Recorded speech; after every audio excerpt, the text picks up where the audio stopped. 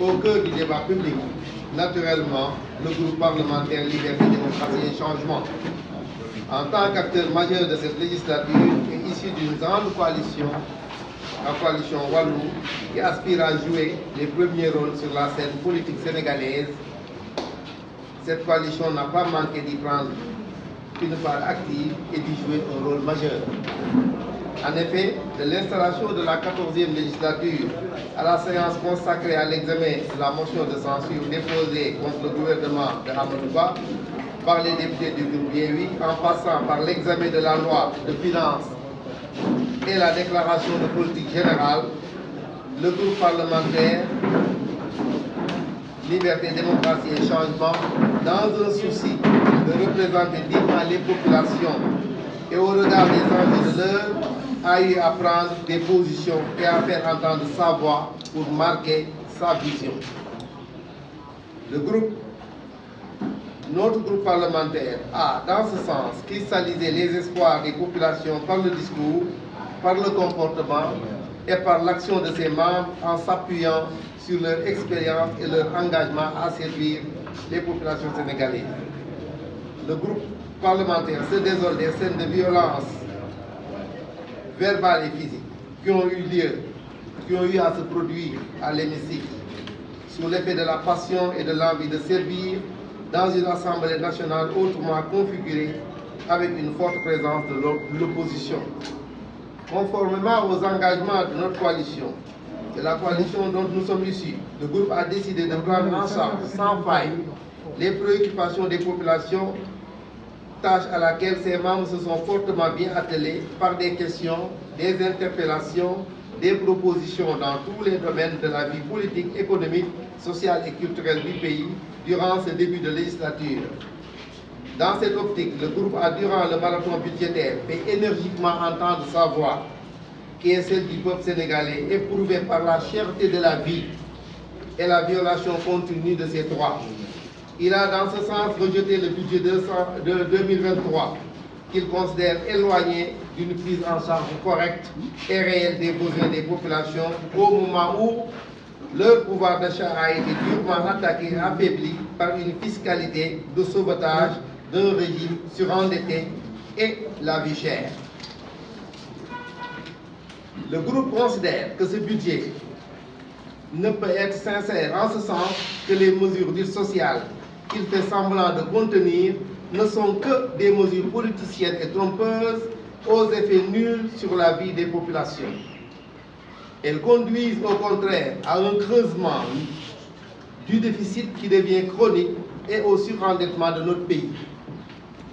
Le groupe Liberté, Démocratie et Changement considère que ce surendettement de notre pays n'est qu'une conséquence des mauvaises options du régime et de son pilotage à vue de notre pays. Un pilotage à vue qui consacre l'échec du plan Sénégal émergent. Ce plan mis en œuvre depuis une dizaine d'années n'a pas réussi à faire décoller notre pays malgré les dizaines de milliers de milliards qu'il a engloutis. En effet, les coûts des services publics sont trop élevés, renchérissant les coûts d'exécution des projets et programmes.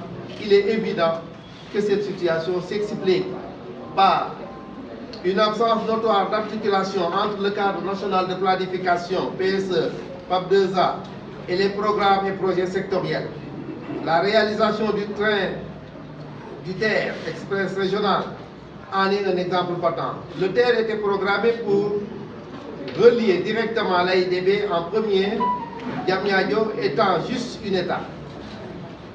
Un système de transport public multimodal intégrant harmonieusement le TER et Dakar Dem Dikk devrait être mis en œuvre parallèlement. Cette programmation n'est non seulement pas respectée, mais les coûts ont été pratiquement multipliés par 2. Il en est de même de la réalisation du bus rapide de transit VRT destiné à régler le problème de la congestion routière dans la capitale de Guédiawaye à Dakar. Pendant sa réalisation, des plans de déviation et de circulation alternative sont inexistants, créant pratiquement l'anarchie dans la circulation à Dakar. Tout le monde s'en rend compte chaque jour. Par ailleurs, la mise en œuvre du BRT devrait s'accompagner de réalisations connexes dans les zones traversées pour s'assurer que la congestion verticale Guédiawaye-Dakar ne soit reportée sur une congestion horizontale, voire locale dans les 19 communes traversées. C'est ce que nous observons toujours. Un appel à la concurrence insuffisant, voire inexistant dans plusieurs cas. D'ailleurs, les rapports des corps de contrôle IGE ou des comptes le rappellent systématiquement. On a subi actuellement les conséquences avec le réaménagement chaotique du building administratif, avec pour résultat patent un Premier ministre qui ne dispose pas de locaux pour travailler. Les surcoûts liés à la mauvaise organisation administrative et technique, voire au manque de coordination des services publics,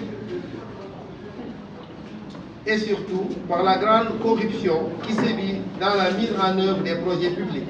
Par conséquent, nous constatons plus du doublement du volume de la dette en 10 ans.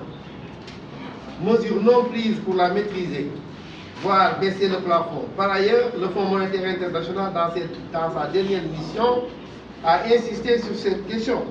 Une dette colossale, plus de 11 326 milliards, alléguée à nos enfants, au moment où la Cour des comptes vient de nous révéler la mauvaise gouvernance dans la gestion des deniers publics. Une dette visant essentiellement à abonder le budget dit de combat, contexte préélectoral étant, ainsi, aucune transformation miraculeuse ne pourra inverser les tendances lourdes du moment quand on sait que les recettes attendues des hydrocarbures, pétrole de Sangomar offshore et gaz de Saint-Louis offshore s'avèrent très faibles pour les 3 prochaines années, 570 milliards. La non-maîtrise de la masse salariale, 1037 milliards, constitue l'un des sujets les plus inquiétants dans la gestion des charges de l'État. La masse salariale se caractérise par sa non-transparence et son manque d'équité dans le traitement des agents de l'État. D'où les nombreuses récriminations syndicales, notamment dans les secteurs de l'enseignement et de la santé et de la sécurité entre autres. Ceci a une conséquence désastreuse sur la qualité de service public, garant d'un État performant, efficace et efficient. On assiste à une dégradation généralisée de la qualité du service public, rendant l'État inexistant, voire qui se caractérise par une carence inédite en 62 ans d'existence. Incidents dans les hôpitaux, multiplication des fraudes dans les examens, corruption généralisée. Cet échec ne surprend guère notre coalition, le PDS et le Wallou et ses alliés, qui avaient, dès le début de son adoption, sonné l'alerte sur ses manquements et ses tares congénitaux. Cette annonce faite par le Premier ministre, qui vient s'ajouter à celle concernant la baisse des subventions, conforte le groupe parlementaire dans ses positions déjà exprimées sur l'impertinence de la déclaration de politique générale après le vote de la loi de finances. La déclaration de politique générale, dans une certaine mesure, rend incohérente l'action du gouvernement.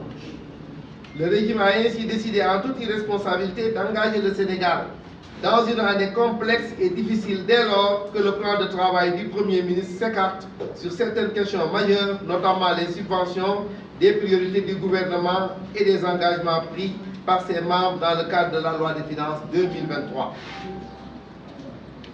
Il ne pouvait en être autrement en ce sens que, depuis le début de l'alternance, le régime en place nous a habitués à des revirements, à des incohérences dans la conduite des affaires publiques et à des errements indignes d'une république sérieuse.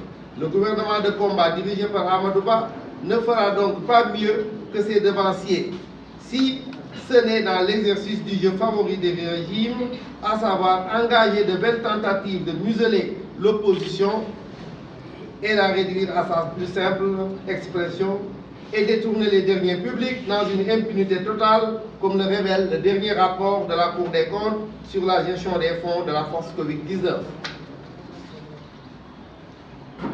Ce rapport, de plus, vient s'ajouter aux nombreux rapports déjà produits par les organes de contrôle du pays, sans aucune suite ou poursuite contre les délinquants financiers mis en cause et qui se trouvent au cœur du système du président.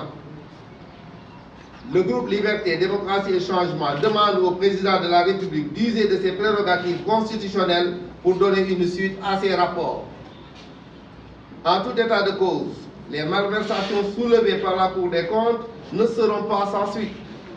Le groupe parlementaire Liberté, Démocratie et Changement compte prendre toutes les initiatives que lui confèrent les lois du pays pour que des sanctions soient prises à l'encontre des coupables ou des mises en cause. Sur ce, le groupe parlementaire Liberté, Démocratie et Changement compte saisir officiellement le bureau de l'Assemblée nationale et son président en vue de l'élection immédiate, dans les plus brefs délais, des nouveaux membres de la Haute Cour de justice qui est chargée de procéder au jugement des membres du gouvernement en cas de faute. Mesdames, Messieurs, et du président aussi. Mesdames, Messieurs, dans le cadre de l'activité parlementaire, une motion de censure a été déposée contre le gouvernement par le groupe parlementaire de nos alliés de Yewwi. La position du PDS ouvertement exprimée et en toute responsabilité a été l'abstention. Cette position constitue un acte politique pour faire prévaloir notre statut fondé sur le background et l'histoire des partis qui composent la coalition Wallu, dont le groupe Liberté, Démocratie et Changement constitue le prolongement à l'Assemblée nationale. Le groupe considère que la motion de censure ne la concernait pas dès lors que les initiateurs et les signataires ont préféré emprunter une démarche solitaire contraire à la coutume et à la pratique en de pareilles circonstances. Ensuite, le groupe parlementaire a jugé que le contenu aurait pu être mieux étayé au vu des scandales et de la mauvaise gestion de ce pays. Le groupe considère que chaque entité de l'opposition parlementaire devra en tirer des leçons pour l'avenir. Il aimerait cependant le faire dans une démarche unitaire avec les autres forces de l'opposition dans le respect des engagements que nous avons tous pris devant le peuple sénégalais. Mesdames, Messieurs les journalistes, je vous remercie.